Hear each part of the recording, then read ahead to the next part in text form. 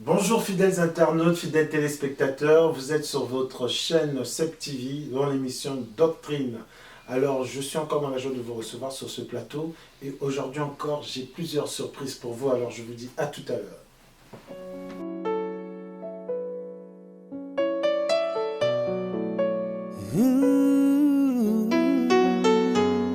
Bonjour fidèles internautes, fidèles téléspectateurs.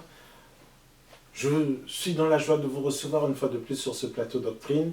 Et encore une fois, sur ce plateau, j'ai l'honneur d'avoir pour vous le frère Cédric qui n'est plus à présenter, qui est un chroniqueur de cette émission Doctrine que vous aimez tant et que vous êtes de plus en plus nombreux à suivre de partout le monde. Frère Cédric, bonjour. Bonjour. Alors, frère Cédric, aujourd'hui, vous nous apportez également un sujet très croustillant, comme d'habitude d'ailleurs. Vous nous avez habitués à des points, vraiment des interventions très pertinentes. Et d'ailleurs, les retours sont de plus en plus nombreux de la part de nos fidèles internautes. Donc aujourd'hui, je crois que nous allons parler du soaking. J'espère que je prononce bien, soaking. Tout à fait. Alors, soaking, nos fidèles internautes qui nous suivent peuvent se poser la question, qu'est-ce que c'est? Donc, d'emblée, je vais vous poser la question, donc, qu'est-ce que c'est que le soaking? Alors le soaking, mais ça vous en notez, chers internautes et chers téléspectateurs. Donc le soaking, c'est cette pratique, si je puis dire, où il est question de sortir du corps, où il est question d'effectuer un voyage astral. Donc cette doctrine soaking est une doctrine du Nouvel Âge, est une doctrine du New Age. Comme j'ai coutume de dire depuis un moment maintenant, l'Église est attaquée par le New Age. Et là, il est donc question de parler du soaking dans l'Église, parce que oui, malheureusement, chers internautes, aujourd'hui, ce genre de pratique se trouve dans l'Église, soutenu, prêché et enseigné comme étant de Dieu. Alors le soaking, doctrine du New Age ayant infiltré l'Église, est arrivé, ou du moins on en a entendu parler pour la première fois aux États-Unis avec une prédicatrice évangélique qui répondrait au nom de Anna Mendes. Anna Mendes. Oui, qui d'ailleurs a fait plusieurs livres, qui est très connue dans certains milieux évangélique, qui est très populaire, qui est très souvent recommandé d'ailleurs par beaucoup de pasteurs, entre guillemets, par beaucoup de prédicateurs, etc. Attendez, frère Cédric, excusez-moi de vous interrompre, parce que vous dites que le soaking, c'est le fait de sortir de son corps, donc le voyage astral. Le voyage astral. Effectivement, il y a quelques années,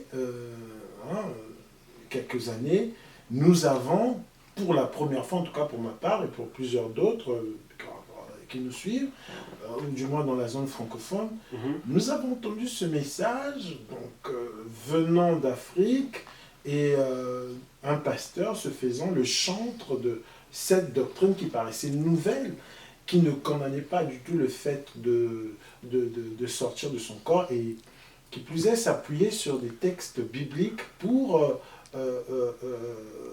enseigner cette théorie de sortir de son corps. Et là, vous nous parlez de Anna Mendes, alors que nous, on sait que le chantre de cette doctrine, c'est Espérance Mbakadi, de l'église Mangembo, située à Kinshasa, et répandue un peu partout dans le monde.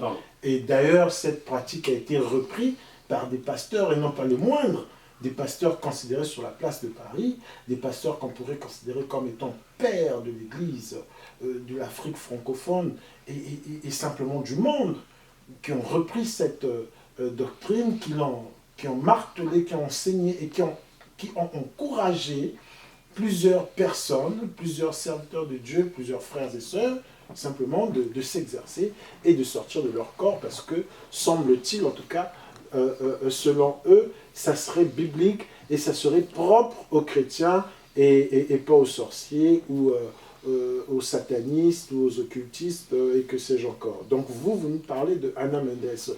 Et comment ça se fait qu'Anna Mendes, c'est ça en Afrique? Expliquez-nous un peu tout ça, frère Cédric. Non, vous savez, je dis souvent qu'il y a des choses qui ne trompent pas. J'ai coutume de dire que les États-Unis, effectivement, dominent le monde. Aujourd'hui, d'ailleurs, ils ont le monopole. À l'époque encore, on avait un petit peu, entre guillemets, de chance, pardonnez-moi d'employer ce terme. Voilà, on avait un petit peu de chance encore sur le plan géopolitique, parce qu'au moins, le monde était bipolaire. On avait au moins les deux pôles, donc les États-Unis d'un côté et puis la Russie de l'autre. Mais depuis la fin, effectivement, de cette guerre froide entre les États-Unis et la Russie, aujourd'hui, les États-Unis ont le monopole. Ils sont les seuls donc à être en pole position, en tête, et à faire finalement ce qu'ils veulent. Avant, il y avait les autres qui constituaient un frein, qui les bridaient un peu, maintenant ils sont débridés. Et donc non seulement il y a une domination sur le terrain politique, donc de la part des États-Unis d'Amérique, mais qui plus est, il y a une domination sur le spirituel. Ce qui n'a rien d'étonnant, parce que tout étudiant de la parole, étudiant assidu de la parole, étudiant régulier de la parole, sait que c'est de l'invisible que viennent les choses visibles, n'est-ce pas? Que c'est, je veux dire, que les choses que nous voyons dans le naturel viennent du spirituel. Donc, non seulement il y a cette domination dans le naturel, mais dans le spirituel aussi, il y a cette domination des États-Unis. Ce qui se traduit, en ce qui nous concerne nous, pour ne pas prendre l'autre côté qu'on appelle le côté obscur, hein, donc le satanisme, le diabolisme avec les Albert Pike, avec les Aleister Crowley et bien d'autres. On va déjà prendre rien que ce qui nous concerne nous, le côté donc église entre guillemets, hein, ce qui se traduit donc par une domination de l'église des États-Unis dans le reste des églises du monde. Hein, on a par exemple le mouvement, plaise à Dieu, on en parlera dans un prochain volet, le mouvement des prophètes de Kansas City avec Tom Bentley. On a le mouvement justement le groupe des 5, dont on a déjà parlé lors de la couverture spirituelle. On a plusieurs mouvements comme ça. On a le mouvement de la bénédiction de Toronto, donc les églises vinéaires. Bref. Et là, il se trouve que, voilà, on a le mouvement de notre, entre guillemets, sœur, hein, Anna Mendes, hein, qui donc, la première, a mis au point, en place et en pratique dans l'église, en tout cas dans les chapelles, voilà, cette doctrine que l'on appelle le soaking. Sauf que par soaking, elle entendait ceci, deux points, je la cite, le fait que les chrétiens donc se couchent pendant les saintes convocations, comme dirait notre bien-aimé frère Seb, là je lui fais un clin d'œil, n'est-ce pas, notre bien-aimé frère Seb qui est à la régie technique.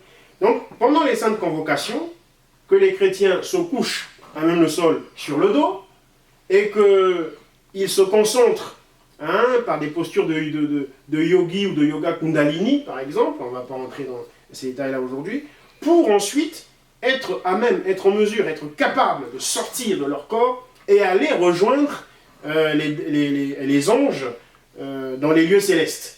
Hein, aller rejoindre les anges et combattre auprès des anges contre les démons.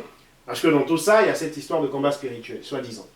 Voilà. Donc il fallait sortir du corps, les anges n'étaient pas assez forts, n'étaient pas assez puissants, ils avaient besoin de notre aide à nous, pauvres humains, pauvres créatures humaines, pour aller les aider et combattre avec des épées sans doute, ou que sais-je encore, peut-être des arcs et des flèches, c'est elle qui sait. Toujours est-il que, pour en arriver là, encore fallait-il déjà sortir du corps. Voilà, donc c'était des séances comme ça de yoga kundalini dans l'église, c'est pourquoi je parle du New Age d'ailleurs.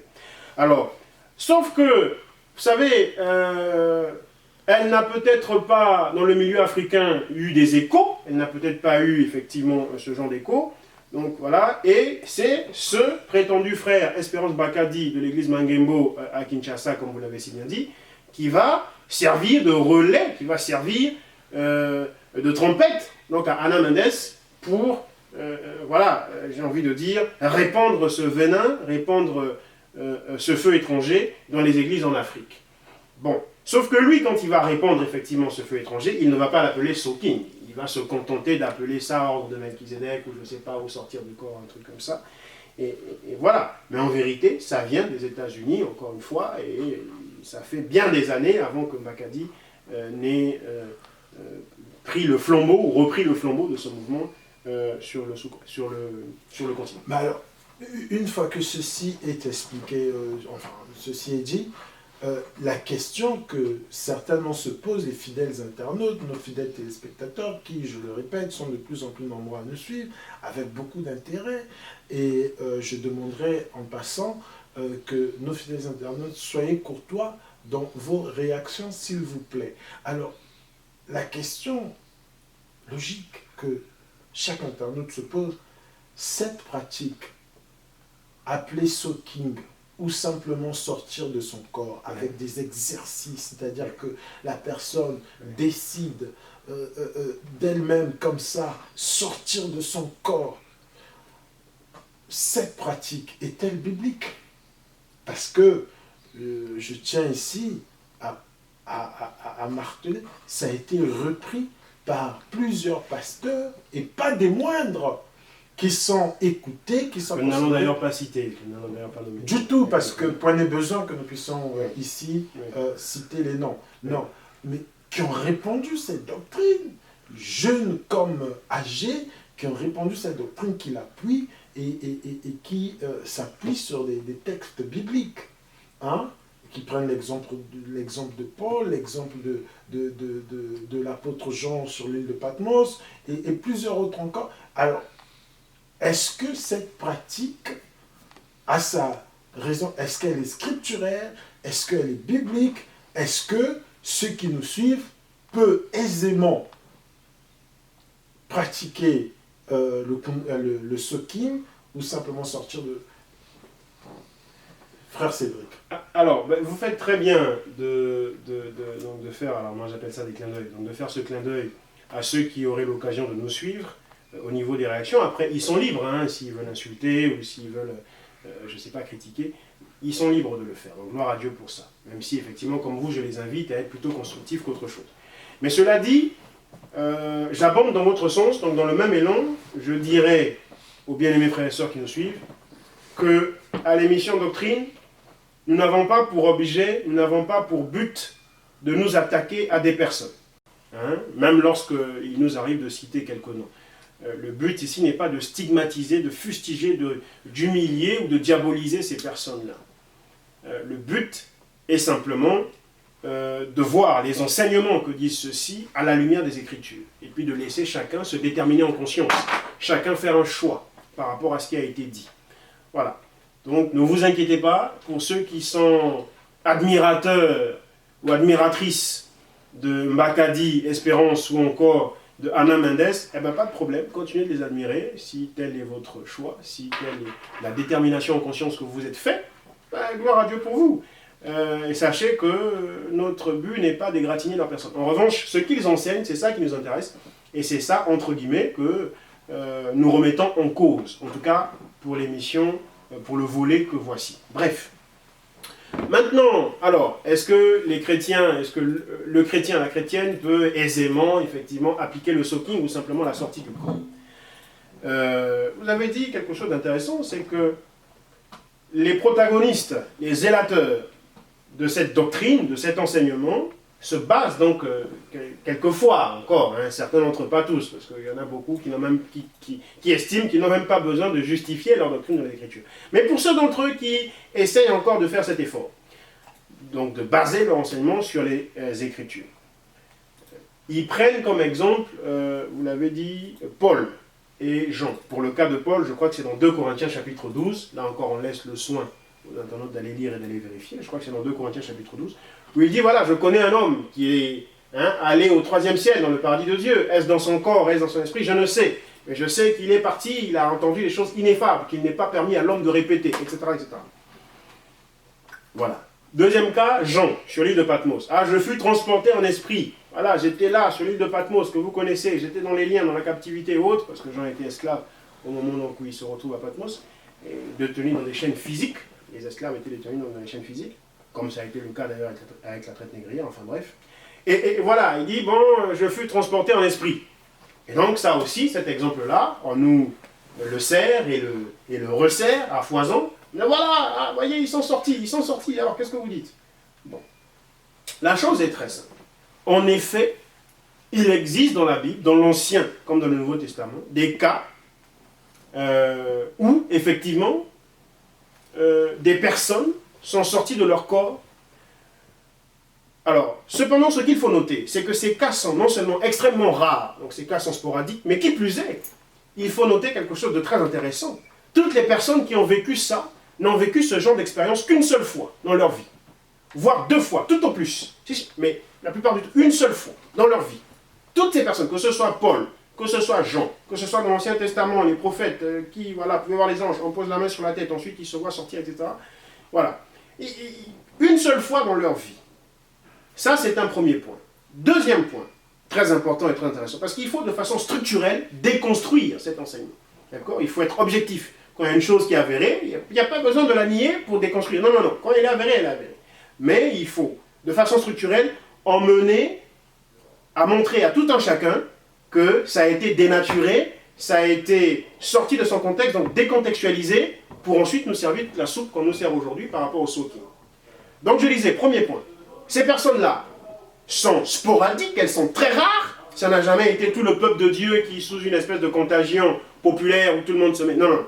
Très rare, il y en a. On les compte sur le bout des doigts. Il n'y a même pas 10 personnes dans la Bible qui ont vécu ce genre de choses. Donc, premier point. Deuxième point. Les très peu de personnes qui ont eu à vivre ce genre de choses ont vécu ce genre d'expérience une, sinon deux, tout au plus. Mais une fois dans leur vie. Vous allez comprendre pourquoi j'insiste sur ces points. Troisième point.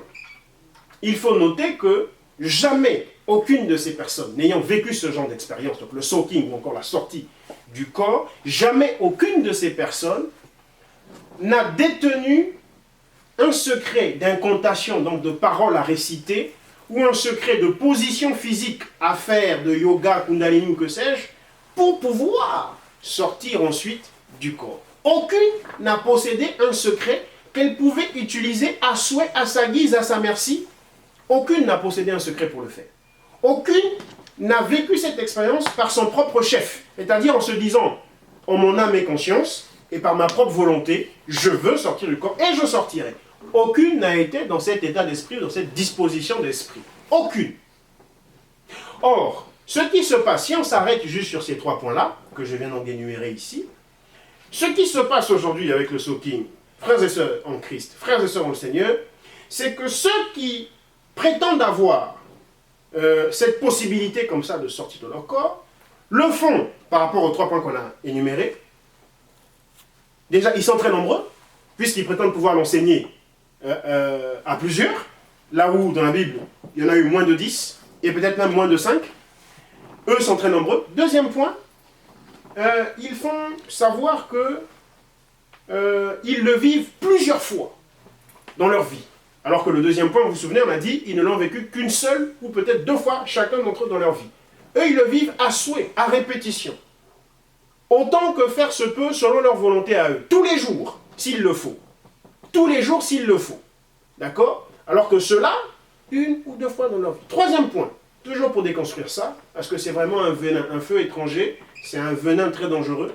Et troisième point, on a dit donc dans le troisième point, que jamais ils n'ont possédé, ceux qui ont vécu ça, ces personnes dans la Bible, des secrets, des stratagèmes, des stratégies ou des incantations connues, précises, à répéter, pour pouvoir exécuter cette pratique qui serait donc la sortie du corps ou le soaking. Jamais ils n'ont possédé ce genre de choses. Vous verrez chacun. Paul d'ailleurs n'arrive pas à dire, n'est pas capable de dire si c'est dans son corps, ce qui est fort pu arriver, ce qui est pu être fort possible, si c'est dans son corps qu'il a été transporté, ou si c'est dans son esprit. Paul ne sait pas, tellement il n'a rien maîtrisé de tout cela. Jean, lui, a l'air de savoir que c'est dans son esprit, mais si on lui demandait de répéter l'expérience, il ne saurait pas le faire. Parce qu'il ne détient pas quelque chose, ça n'était pas de son propre chef. C'est le Seigneur Yahushua Mashiach qui vient et qui le sort, dans sa souveraineté, qui le sort. Ce n'est pas lui qui le fait à souhait.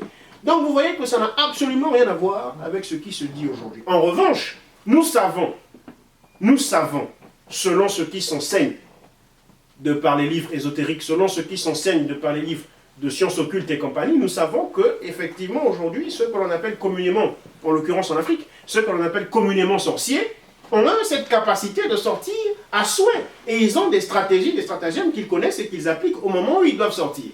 Voilà. Donc aujourd'hui, nous disons que le soaking est un fait de sorcellerie, que le soaking est un fait de magie, que le soaking est un fait effectivement du New Age, et le New Age qui est le mouvement le plus satanique aujourd'hui qui s'en prend à l'Église et qui est en train de s'infiltrer dans l'Église. C'est pourquoi il nous a paru crucial et capital aujourd'hui de mettre en garde l'Église de Dieu, de mettre en garde les frères et sœurs en Christ, de ne pas se laisser séduire par ce genre de choses. Voyez-vous, les chrétiens aujourd'hui aiment beaucoup les nouveautés, aiment beaucoup les sensations, le sensationnel et tout ce qui est nouveauté. Or bien, mes frères et sœurs, par rapport à l'évangile, l'évangile est peut-être archaïque, mais il est toujours d'actualité. Il n'est pas il n'est pas à moderniser au sens de dire, il n'y a pas de nouveauté à y apporter. Tout ce que nous pouvons prêcher aujourd'hui ne peut pas être nouveau. Tout figure déjà dedans. Il faut craindre, non seulement par rapport au soaking, mais par rapport à d'autres doctrines, il faut craindre quand on vous apporte quelque chose dont vous savez que c'est nouveau. Il faut craindre et dire non, non, ce n'est pas bon. Parce qu'en Christ, il n'y a rien de nouveau. Tout est déjà là-dedans, dans les Écritures. Tout est déjà dans sa parole. On disait dans un volet précédent que l'Éternel a déjà parlé dans sa Bible. Il n'y a pas besoin aujourd'hui qu'ils viennent nous enseigner des nouveautés. Non. Il est vrai que la révélation est progressive, mais cette révélation, lorsqu'elle sera arrivée à son terme, lorsqu'elle sera arrivée à son paroxysme, sera simplement l'entièreté de la révélation qui a déjà été donnée dans les Écritures. Ça sera l'entièreté de la révélation qu'il y a déjà dans les Écritures, mes frères Cédric. Nous avons justement par rapport au chantre du soaking ou de la sortie du corps, nous avons entendu des chantres, donc des pasteurs, des serviteurs de Dieu dire, pour faire simple, que cette capacité de sortir de son corps devrait revenir aux enfants de Dieu. Pourquoi laisser cette capacité aux sorciers? D'autant plus que les chrétiens, les fils de Dieu, sont censés être plus puissants que les sorciers. Et que si le Seigneur a fait cette expérience avec l'apôtre Paul, l'apôtre Jean, et bien d'autres encore dans la Bible, les chrétiens sont à même de le faire. Donc pourquoi ça ne serait pas plutôt les chrétiens de faire je veux dire par là, quel est le danger pour un chrétien de se livrer à ce genre de pratique? Vous savez, quand on va dans 2 Rois 23, je crois que c'est au verset 5, on va essayer de lire ça, parce que depuis tout à l'heure on ne lit pas. Faute de temps, on essaie de laisser plutôt les internautes lire, mais on va essayer de lire 2 Rois 23. Nous sommes dans le livre de 2 Rois. Chapitre 23 au verset 5. Oui, 2 Rois. Fidèles internautes, donc nous vous invitons, si vous nous suivez, à faire la lecture en même temps que nous. Donc nous sommes dans le livre de 2 Rois, au chapitre 23, à partir de quel verset, frère Cédric? Je vais essayer de voir si on peut commencer un peu plus haut. Normalement c'est le verset 5, mais je vais essayer de voir si on peut commencer un peu plus haut.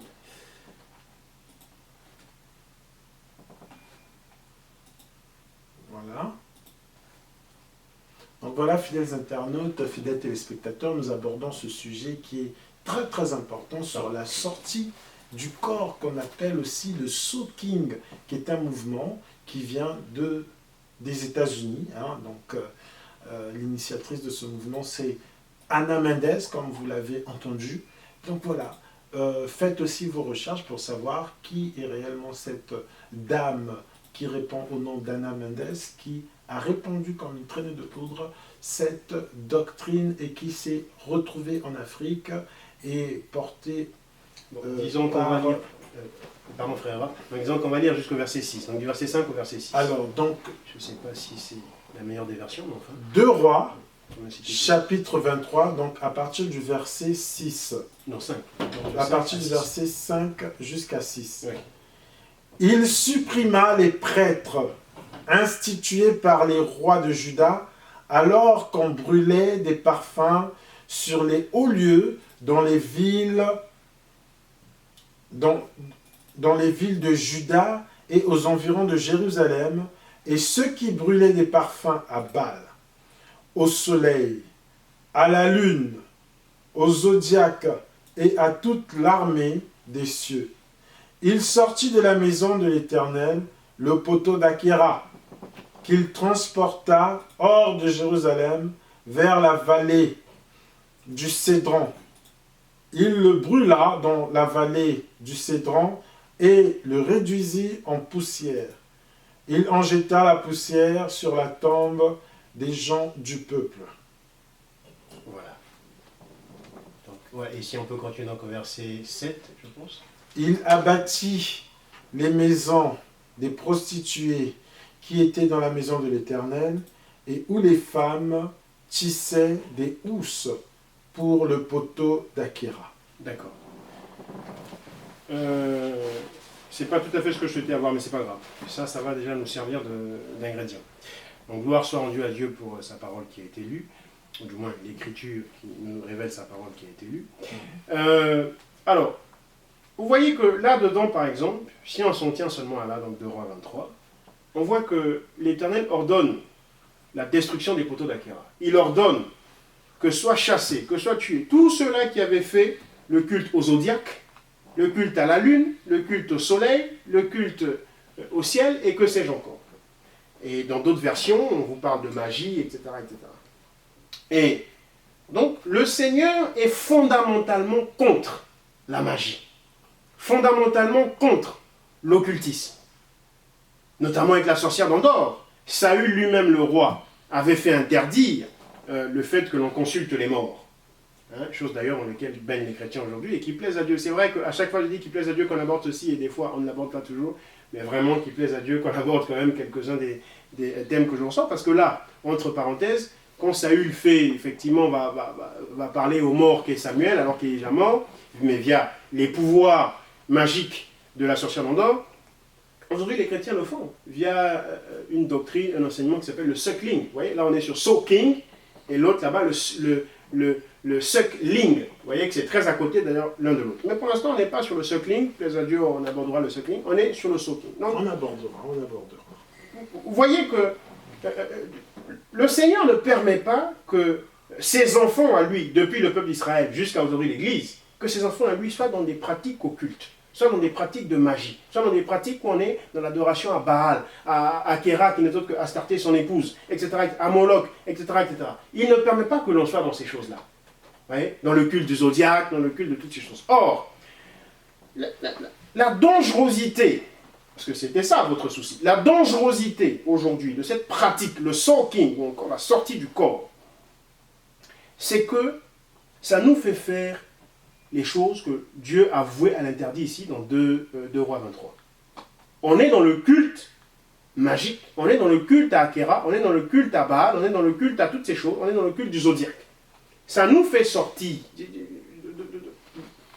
des sentiers, si je puis dire, que Dieu a tracés. Dieu a tracé des jalons à l'intérieur desquels marchent ses enfants, et en dehors de ces jalons-là, Dieu ne nous veut pas là-bas. Vous savez, souvent aujourd'hui, beaucoup de prédicateurs parlent de surnaturel. Justement, vous remarquerez que c'est la plupart de ces gens-là qui parlent de soaking. Ils ont aujourd'hui beaucoup de thèmes où ils disent « Venez découvrir, séminaire, le surnaturel, venez comprendre le surnaturel, comment fonctionne le surnaturel. Ah, le surnaturel sera mis à votre disposition, machin, etc. » Le chrétien n'a pas besoin de savoir comment fonctionne le surnaturel. Le soi-disant surnaturel, l'invisible. Le chrétien n'a pas besoin de comprendre et de maîtriser le monde des esprits. Pourquoi ? Contrairement au sorcier qui lui a besoin de ça, parce que le sorcier compte lui-même sur sa propre protection. Nous avons, comme on l'a déjà enseigné ici, la couverture spirituelle qui est Yahushua HaMashiach, le Seigneur Yahushua HaMashiach, Jésus-Christ notre Dieu. C'est notre couverture spirituelle, c'est lui qui nous protège. Donc de ce fait-là, on n'a pas besoin de comprendre comment fonctionnent les esprits, à quelle heure ils sont en activité, à quelle heure ils se reposent, ou peut-être ne se reposent-ils pas, quelles sont leurs activités, comment ils font pour s'en prendre aux gens, pour envoûter, pour ensorceler, comment font-ils, comment procèdent-ils. On n'a pas besoin d'avoir ces récits-là, ces fables-là, habilement conçus, pour nous effrayer les uns les autres, ou encore pour nous inciter à devoir maîtriser des stratégies qui ferions que nous puissions nous-mêmes nous protéger nous-mêmes. Non, le Seigneur est notre berger. Le berger qui donne sa vie pour ses brebis, comme il l'a fait à la croix. Il dit dans Jean 10, je suis le bon berger. Et le bon berger ne fait pas comme le mercenaire, qui lorsqu'il voit venir le loup, s'enfuit et abandonne les brebis à leur sort. Moi, le bon berger, je vois venir le loup, je donne ma vie pour mes brebis. Il nous protège déjà. Donc, et du coup, il nous interdit, mais alors formellement, si d'ailleurs je peux employer le mot interdit, mais c'est-à-dire qu'il nous fait comprendre que c'est une abomination, comme dirait un youtubeur très connu aujourd'hui, c'est une abomination, abominablement abominable, de se lancer à ce genre de pratique. Parce que, d'une, on n'en a pas besoin. Le sorcier le fait, j'ai envie de dire, mais oui, le pauvre sorcier, comprenez-le. À la limite, c'est légitime qu'il le fasse. Il a besoin de se protéger lui aussi. Il n'a pas d'autre protecteur que lui-même. Nous avons le protecteur qui est notre Dieu, le Seigneur Jésus-Christ. C'est pour ça, notamment, qu'il nous interdit. C'est pour ça qu'il ne veut pas que nous allions explorer, exploiter ces sphères-là. Que l'on joue les conquistadors, comme les Christophe Colomb, dans ce genre d'étendue-là, invisible ou autre. Non.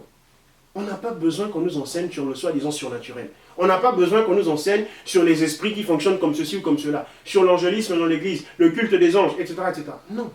Sortir du... On n'a pas besoin... C'est une dangerosité des plus absolues parce que ça nous fait faire des pratiques que le Seigneur dénonce ici, dans 2 Rois 23, et pour lesquelles d'ailleurs, nous n'aurions pas besoin. C'est-à-dire qu'à la limite, même si on peut supposer, par exemple, de se placer dans un cas où le Seigneur avait autorisé ces choses, mais on n'en aurait même pas eu besoin, même dans ce cas-là.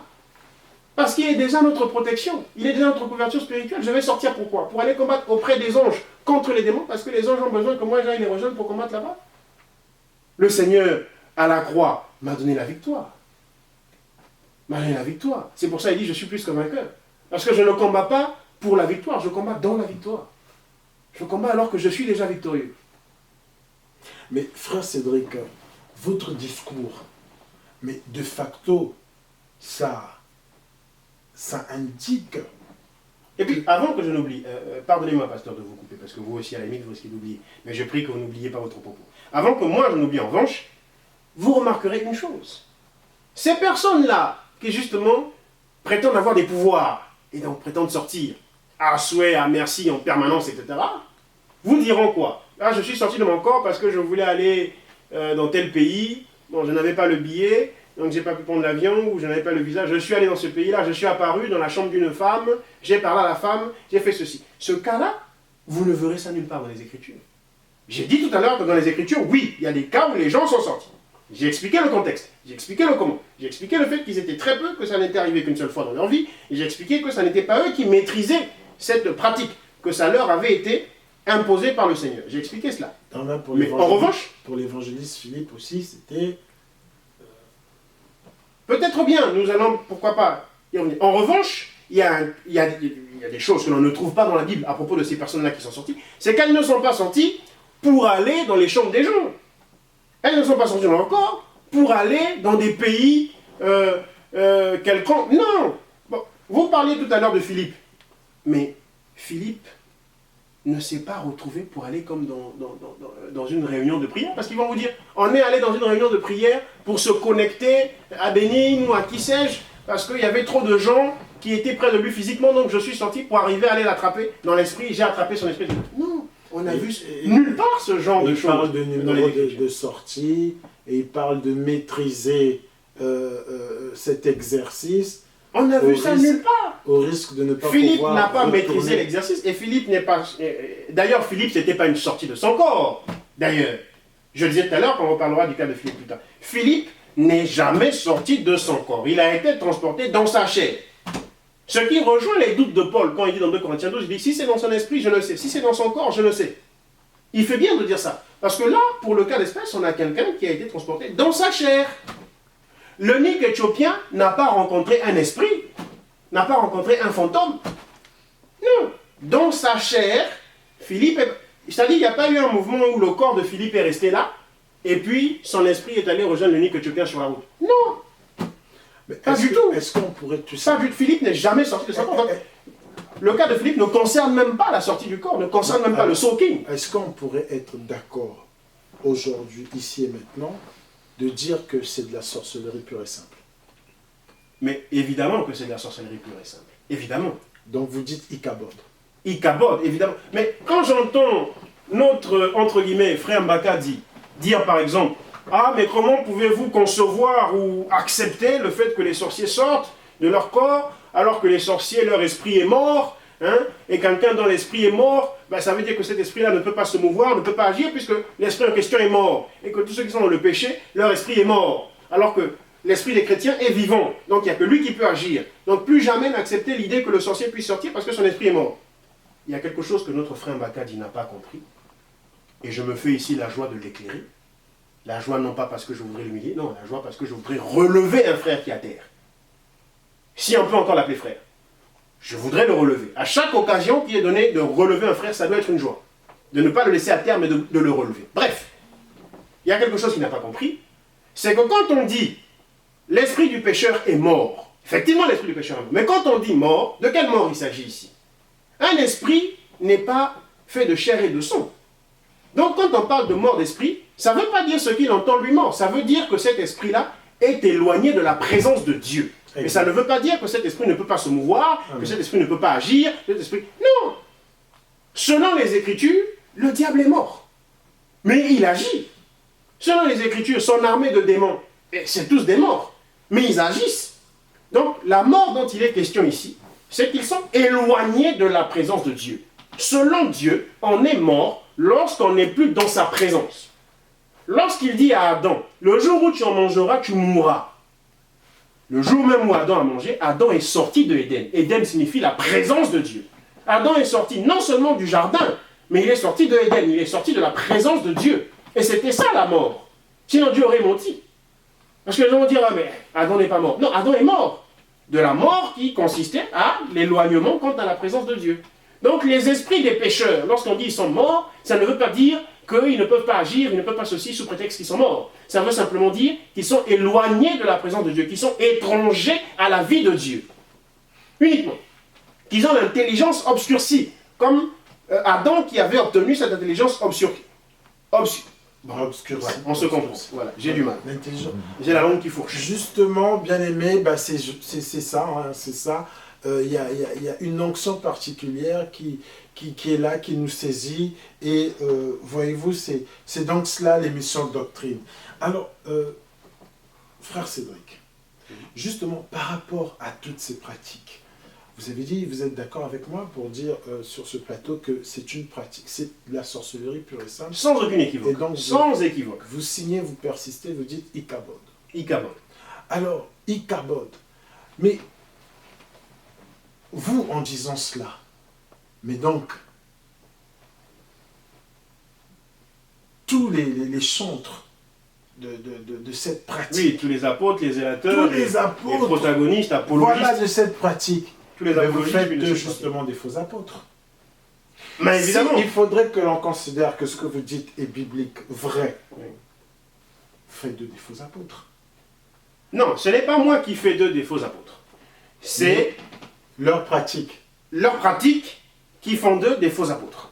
Ce n'est pas moi. Moi, je suis étranger à toutes ces choses-là. Mais ben justement, donc, mais c'est grave parce que, comme je vous le disais, c'est des pasteurs et pas des moindres, et des gens qu'on pourrait considérer comme étant des pères de l'Église, des hommes qu'on estime spirituellement assez élevés, qui sont écoutés, qui sont...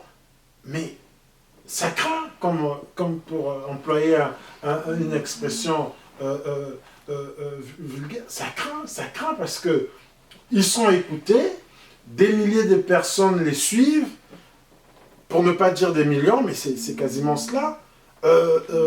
Ils sont à la tête des grosses assemblées, et ce qu'ils disent est parole d'évangile, les gens disent oui et amen, et là, par votre démonstration brillante, bah, ils s'inscrivent, ils deviennent des faux apôtres.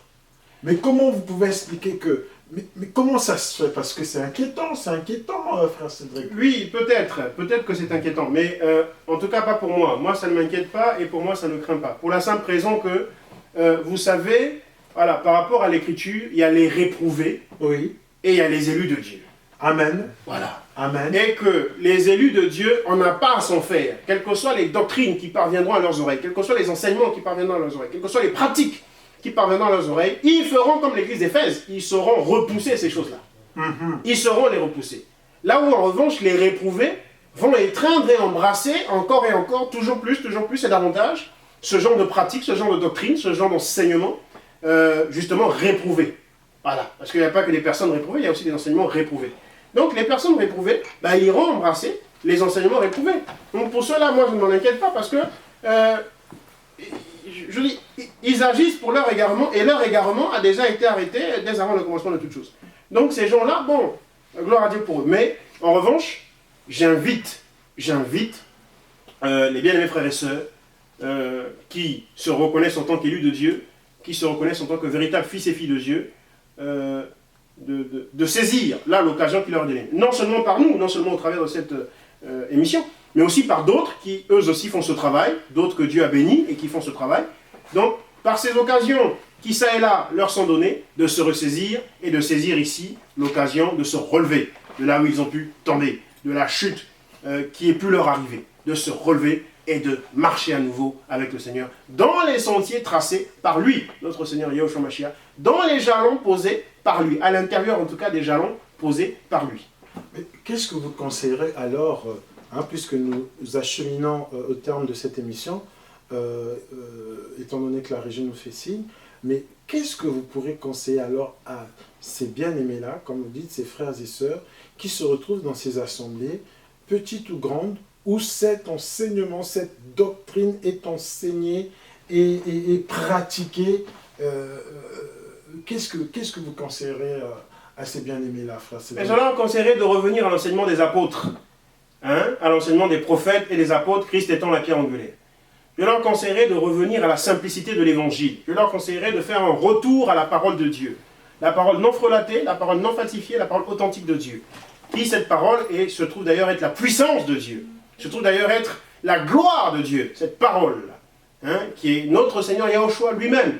Voilà. Donc de revenir à ces simplicités, d'aimer le Seigneur, d'aimer sa parole, de ne pas aimer toutes sortes de science-fiction, de Star Trek, de je ne sais pas, ce gamin. Mais ils sont avec dans des... ces assemblées-là, ce ne sont pas eux qui les dirigent, ils sont là comme des moutons de panurge. Mais quelle est la solution pour eux, frère Cédric? Parce que ils vous suivent, ils sont pendus à vos lèvres, et vous êtes comme une issue de secours pour eux.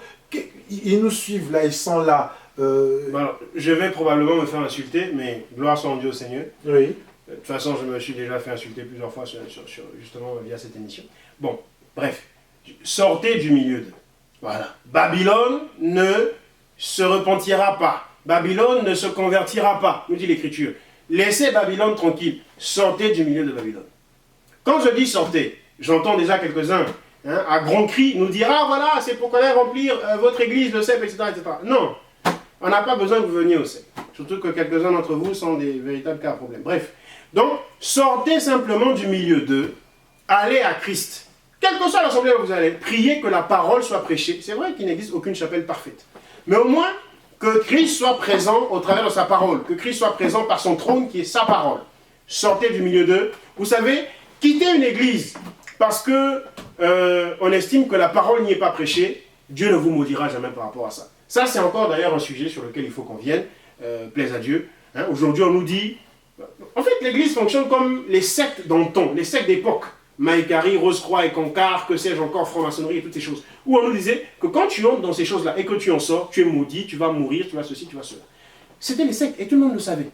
Mais on n'avait jamais pensé ça ou dit ça de l'église. Or, aujourd'hui, on nous dit ça de l'église. Alors, nos chapelles sont devenues ces sectes-là, sont devenues Maïkari et Concar, Fraternité Blanche Universelle, Rose-Croix, Amsa Manara, le Christ cosmique, etc., ou Raël. Vous voyez un peu?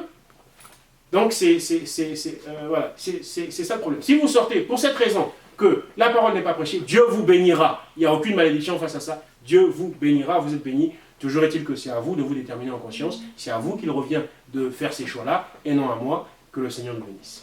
Voilà, ça a été dit. Sortez du milieu d'eux, sortez de là.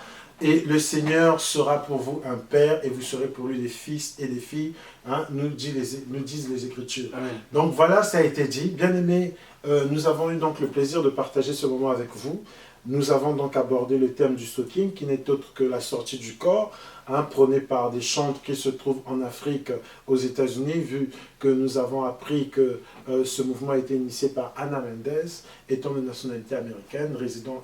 Elle est toujours en vie ou elle est déjà... Toujours en vie. Toujours en vie. En plus, donc vous avez l'occasion justement de faire des recherches, mais en tout cas, si c'est faire des recherches pour aller adhérer, nous ne vous conseillons pas cela, car effectivement, c'est de la sorcellerie pure et simple, comme ça a été dit. Donc, une doctrine à ne pas mettre du tout en pratique, à ne pas suivre, à ne pas scripturaire du tout. Ikabod, nous disons Ikabod, vous insistez, vous persistez, vous signez. Ikabod, c'est-à-dire malédiction, ne le faites surtout pas. Et si vous êtes dans une assemblée, comme ça a été dit par le frère Cédric, dans laquelle cette pratique est enseignée, cette doctrine est enseignée, sortez, simplement, sortez.